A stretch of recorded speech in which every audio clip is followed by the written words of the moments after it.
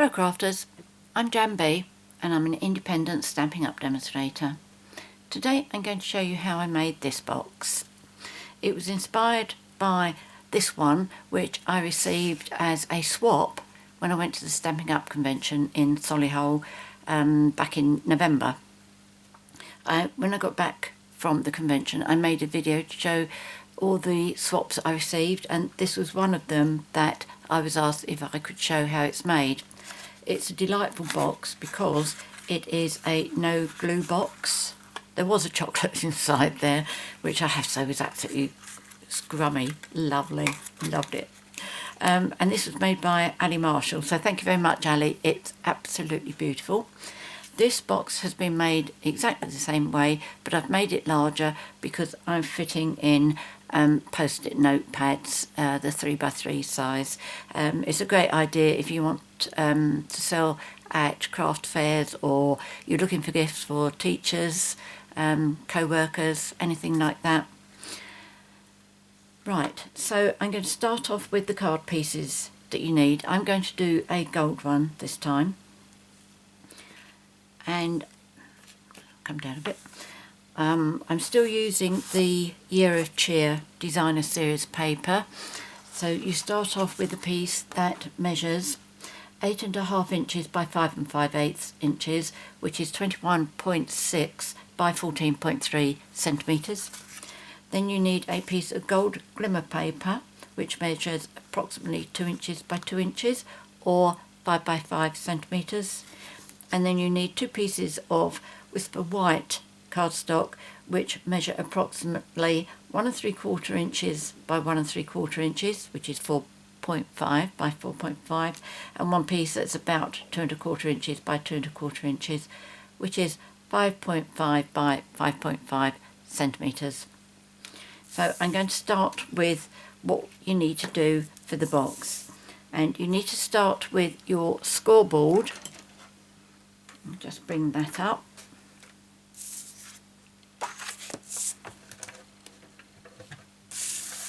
Right, so to start, on the landscape direction, you need to score at, I will tell you first inches, I'll tell you centimetres, and then I'll do it.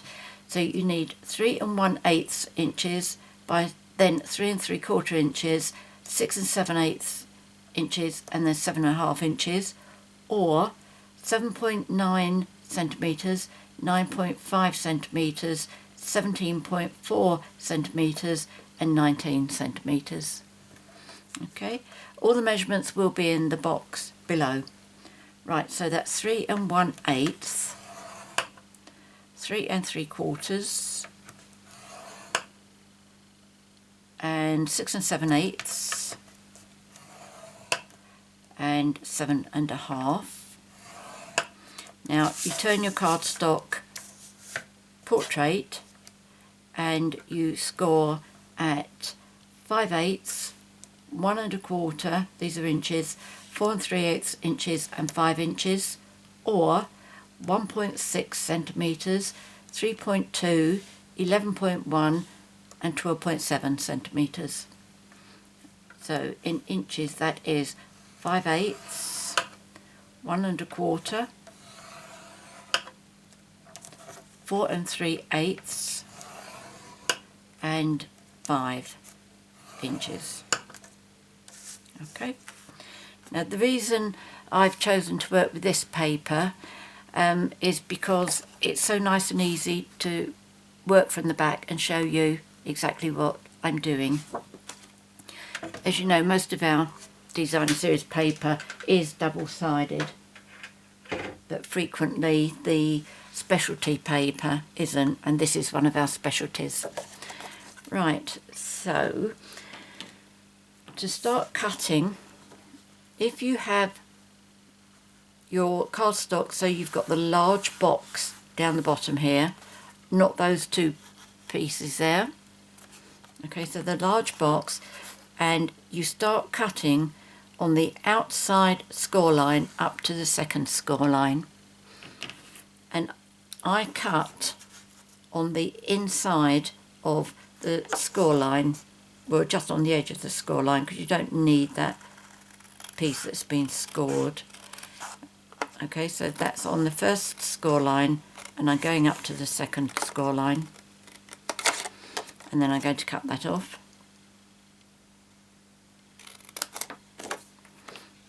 I'm coming over to this side, and I'm going to cut on the first score line from the outside, and I'm going up to the second score line, and again I'm going to be cutting on the edge of the inside of the score line.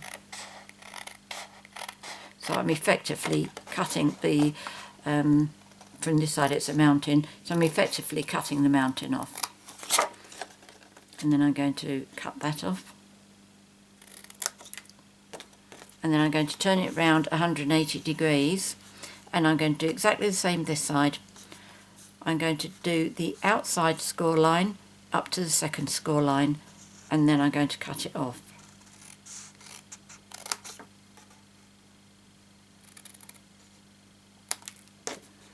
Then the outside score line again, and I'm cutting right on the edge of that score line, and cut that off.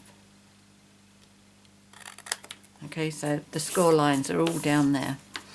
Now one more piece, you need to cut on the outside score line again, up to the next score line. Okay, so it's one score line, one score line. And again, I'm on the edge of the score line. So that effectively is going. And again on the other side. So you finish up with what looks like steps. Okay, so that's all rubbish. Now we're going to use our bone folders. Fold on all the score lines and give it a burnish.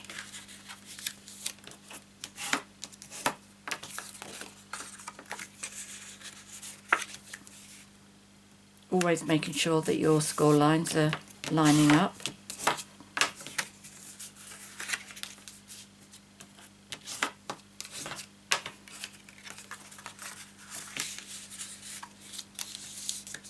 This is such a quick and easy box to make.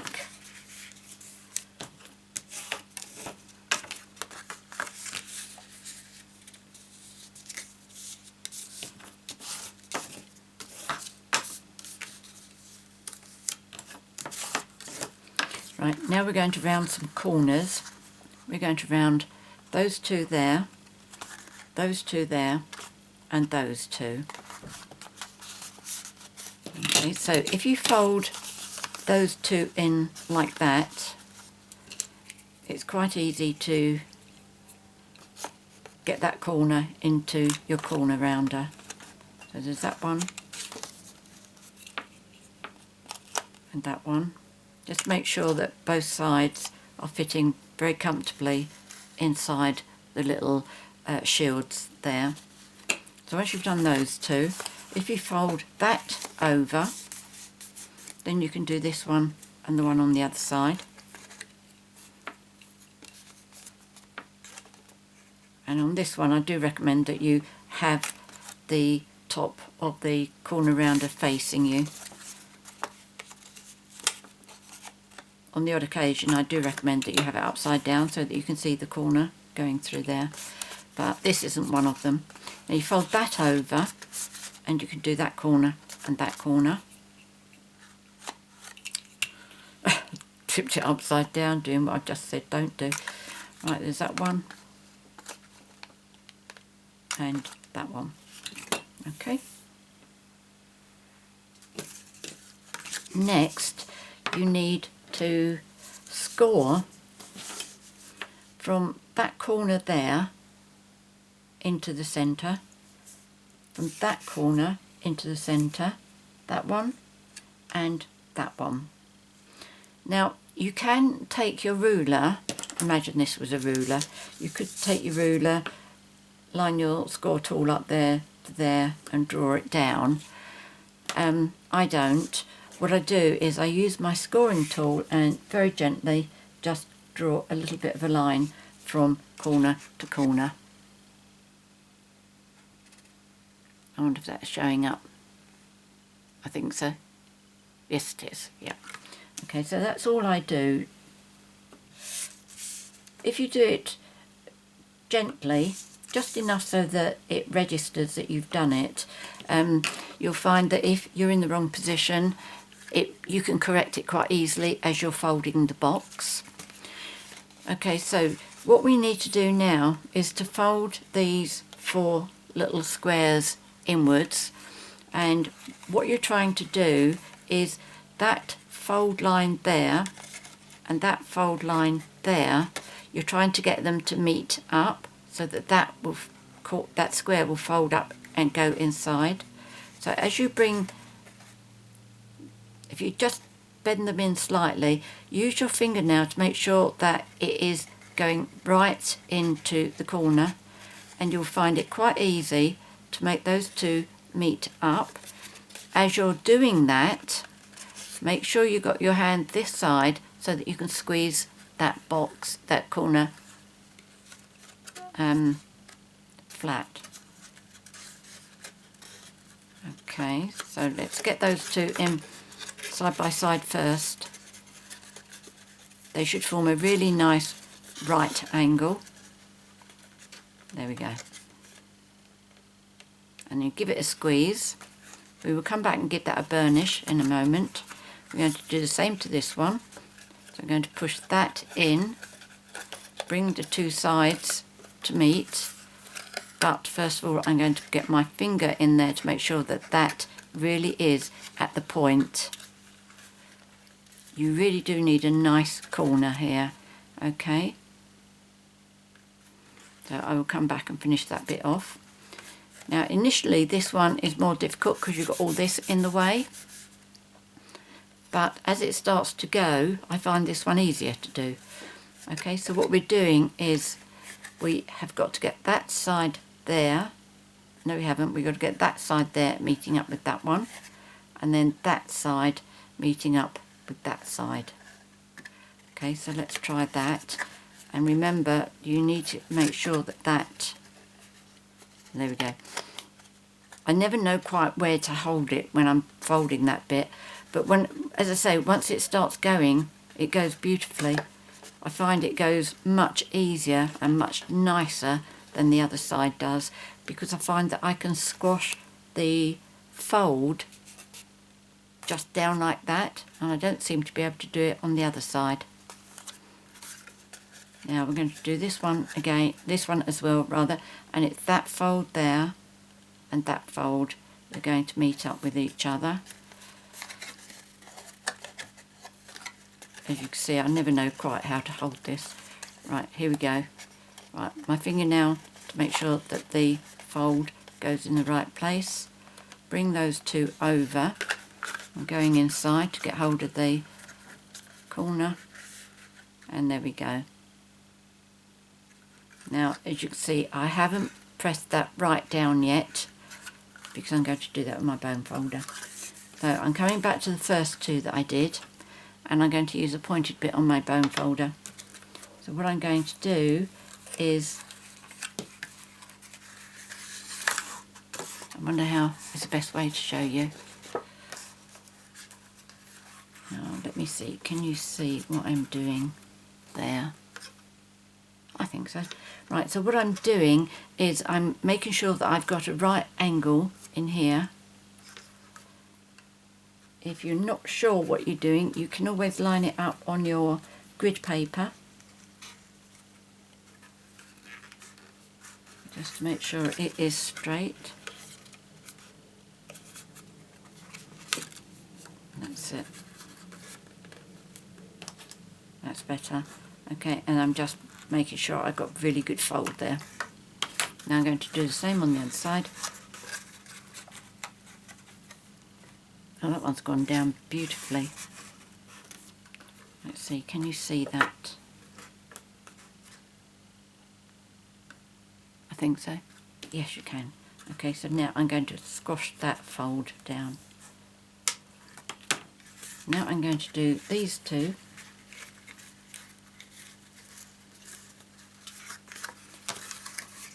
Now if you put this side down, the one without the flap, you put those two down like that, you find that the fold is in there. Get that out of the way. Okay, you got that one there, and you see that one there? So it's so much easier to get your bone folder in to get your good burnish. Just keep making sure that you have got a good right angle going on there. Right, so what I'm putting in here is one of the 3" by 3" post-it notepads. I have left a little bit of room there for something else. Okay, so what you need to do is, first of all, to close this, push these bits in and then fold the flap upwards, and then that will come over and just slide in there.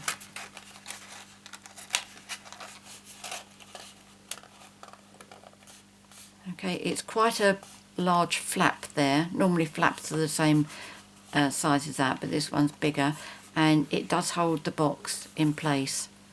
It holds it closed really nicely. You can see those folds there, so nice and tidy, all like double folds all the way over. Okay, so all we need to do now is to decorate the front.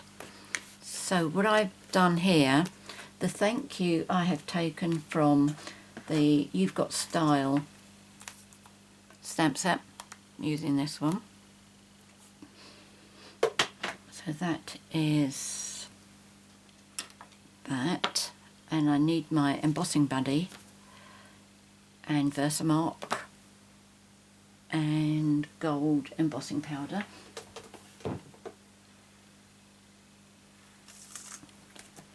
Right, and my paper, of course. So I just need this little one.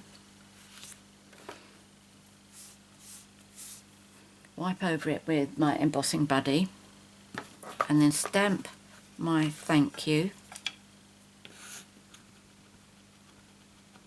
As you can see, it doesn't matter if you're embossing at Versamark, rather, gets a bit grubby. The advantage of it is once you've stamped, you can see where you've stamped,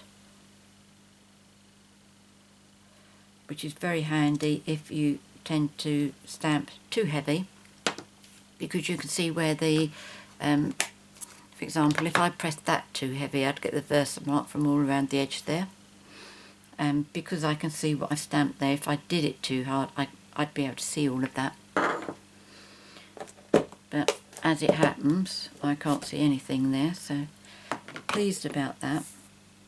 So I'm just going to dip this into my gold embossing powder. Okay, so that's nice and easy.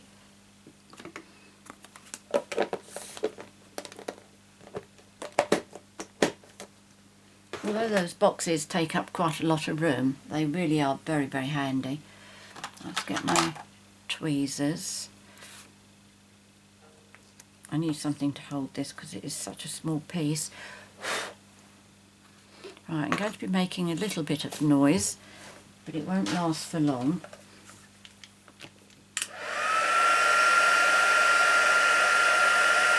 Just let it heat up for a little bit.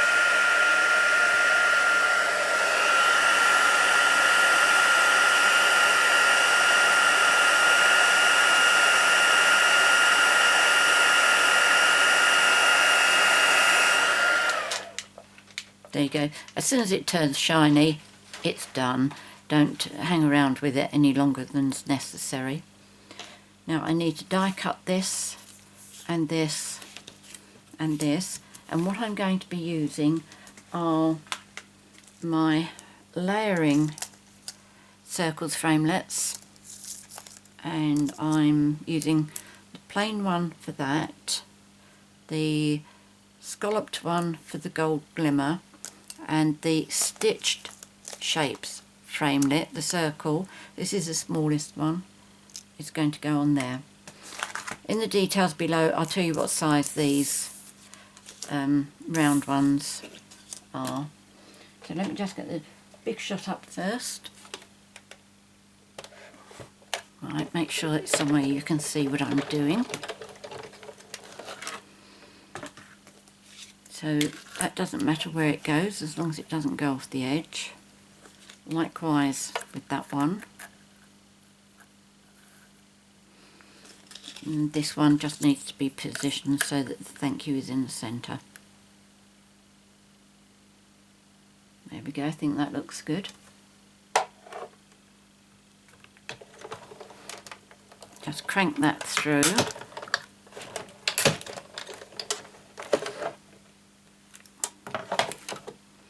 And I find the cranking through once is quite enough for the circle on the glimmer paper. Although you take that off and you think, has it actually worked? But yes, it has. Which is quite good. In fact, it's excellent because there is a plastic covering on the back there. And then this one. Okay, absolutely love the stitched shape framelits. I wish we had lots more.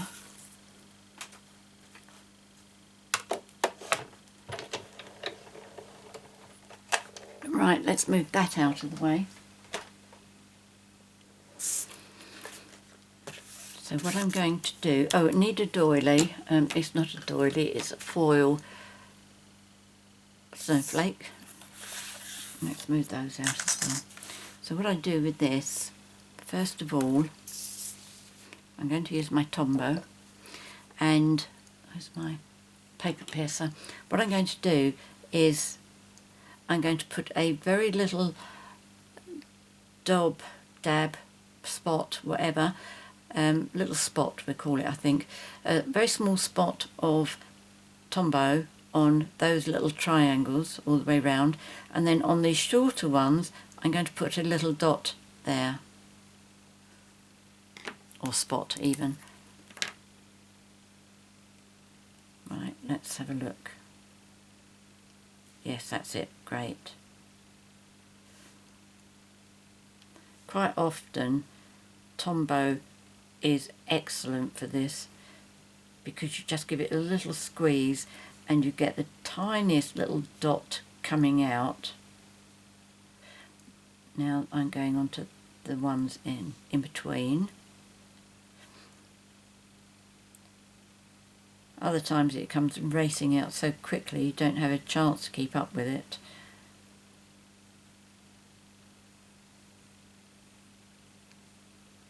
But as you know, this is my absolute favourite glue.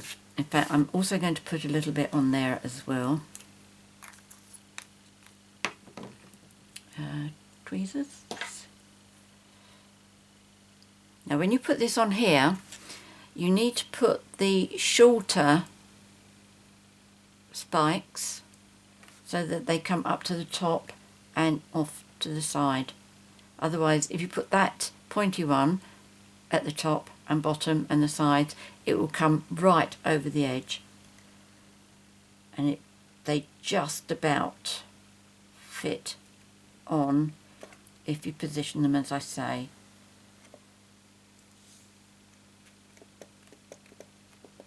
You couldn't get much closer than that, could you, if you tried? So that one's okay. Now with these, this one needs to go onto the circle with Tombow.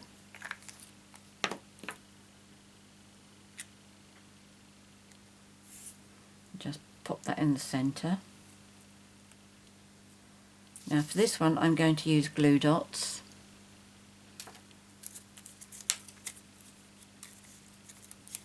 I try and use 3. Sometimes I misjudge it and need a 4th one. Oh no, spot on, look at that, that's lovely. You see the 3? Yep. And then pop that into the centre. That's it. And then Tombow on the back. So it's amazingly quick, isn't it, to do this? and then I'm going to pop that's the top of my box. No, that's the top of my box. I'm just going to pop that where I judged to be the centre. Right, now I'm going to tie the ribbon round and I'm going to put a little embellishment on. Okay, so I've got gold. I've already cut my ribbon. This is about 30 inches long. And I've got a little piece of gold cord. This is some retired cord. On the silver ones I have to use some white baker's twine because I don't have any anything in silver like this. But if you don't have gold for this, you could use, in fact you would need something creamy, I think. Right, so what I do is I fold my cord in half and then I threadle it through. I can't decide whether there's a front or a back to the star, so if you do have a front or back, whatever you're using, put the folded bit through from the front and then put those two through, and don't cut these too short if you do it through your ribbon the same way as I'm going to show you. Now with the ribbon, what I do is, as you see, I've got it not in the centre, up on the top left hand corner, which means I've got a fold there as well. And the way I do it is I start off first of all with the ribbon going round like that, and then I turn my box over and I make the one that's coming from the top to go on the right hand side, and then I make sure that these two, this one here that's at the bottom, I make sure that this is about 2.5 inches shorter than the one that's coming through from the top. Okay, now what I'm going to do, make sure the long one stays on the right hand side. To keep this as tidy as possible, otherwise you'll finish up with a big bulky knot, this one is going to go over that direction, and what I actually do is it folds like that. So that top bit is now going to be the underneath bit, and I'm going to do exactly the same with this one. That's the top. I'm going to fold it as it goes round, so the top bit now is at the bottom. Okay, so show you how that works. Alright, so that's folding and that is folding, and then turn it over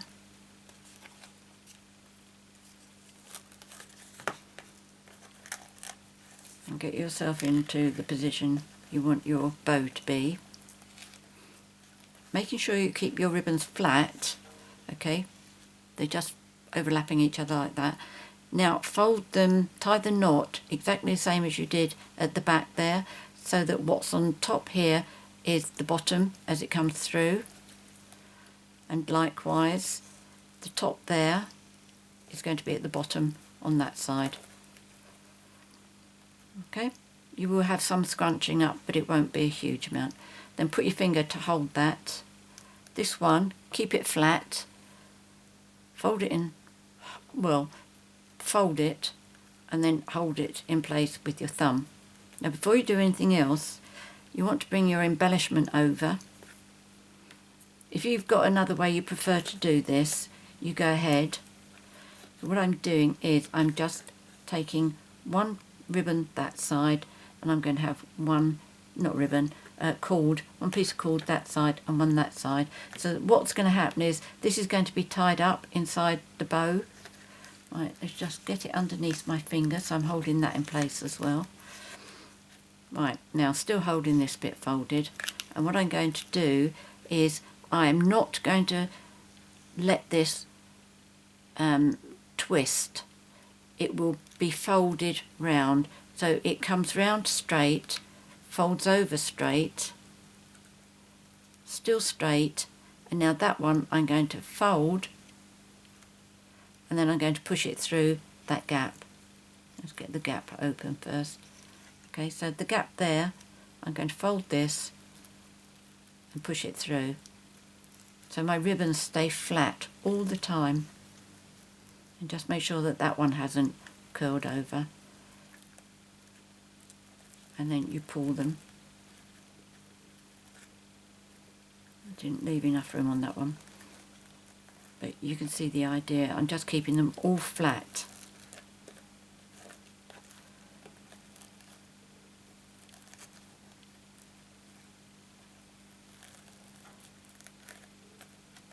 Okay.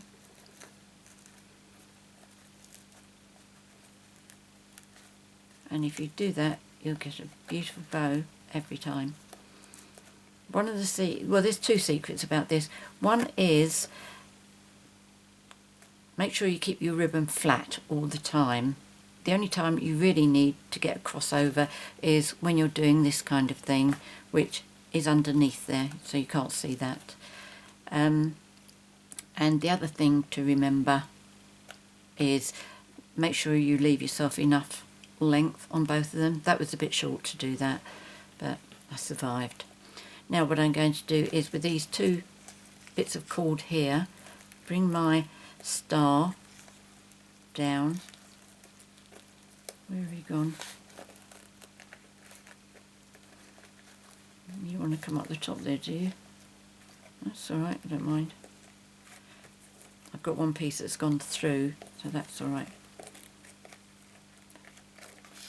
Now, all I'm going to do now is tie these in a double knot, but I like this to hang down.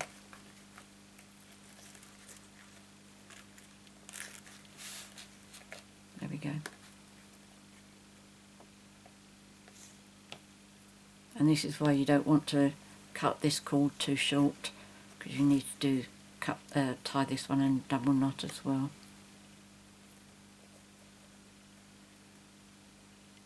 Okay, then just pull that until it's really tight, it's not moving anymore. Cut the two ends off. Pull that one down. Okay, so that's nicely down there. Just make sure that's in the place I want it to be.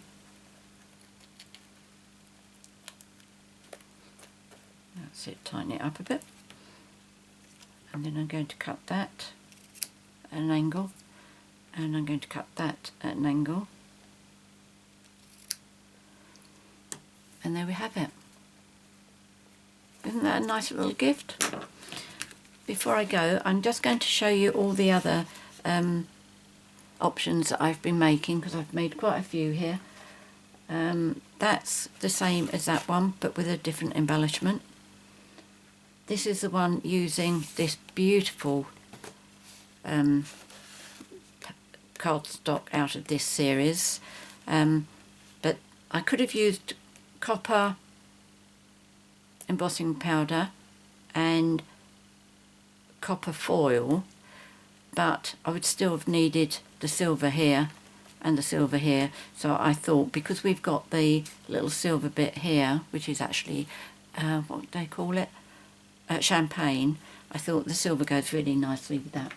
And I did I've done that, that's the same, don't want to see that one again. But I've also used some of the oh, what do we call this one? Bundle of Love. Okay, so this was all in gold, but brilliant gifts and brilliant items if you want to sell them at craft shows. That was a bow that didn't go quite right, don't know what I did wrong there, and that is what happens if you don't leave enough cord there. Not quite so good, but there you go, there's all my different designs. Hope you liked today's project, and I really hope you give it a try. Very, very easy. Many thanks for joining me today. If you have any questions, please leave them in the box below in the comments section. I'm always happy to help.